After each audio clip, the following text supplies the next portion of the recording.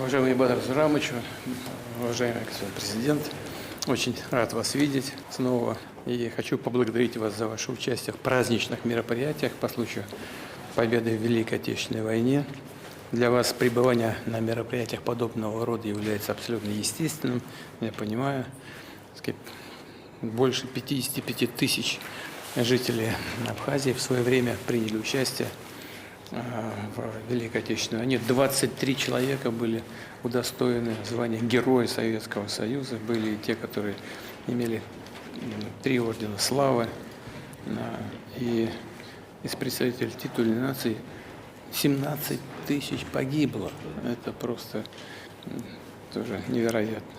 Поэтому для Абхазии, для абхазского народа чтить память своих предков, героических предков, это абсолютно естественное дело.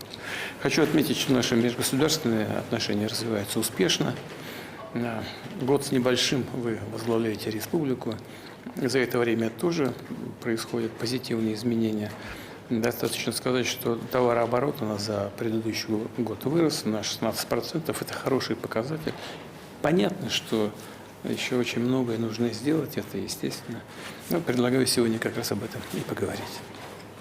Спасибо большое, уважаемый Владимир Владимирович. Позвольте еще раз поздравить вас с этим великим праздником, сказать вам слова благодарности за то, что даете будущим поколениям хранить святую память о Великой Победе. Это ваша личная заслуга. Я уверен, что поколениями люди будут ценить. Конечно же, находясь в Москве, хотелось бы обсудить и ряд двусторонних вопросов. Вы совершенно справедливо отметили, очень динамично развиваются взаимоотношения, товарооборот растет. Практически во всех сферах жизнедеятельности у нас активный рост. Пользуясь случаем, хотел бы, Владимир Владимирович, поблагодарить вас за то решение, которое вы приняли в поддержку открытия аэропорта города Сухум. Буквально после нашей встречи по итогам 2025 года более 120 тысяч человек перевезено в рамках регулярного авиасообщения.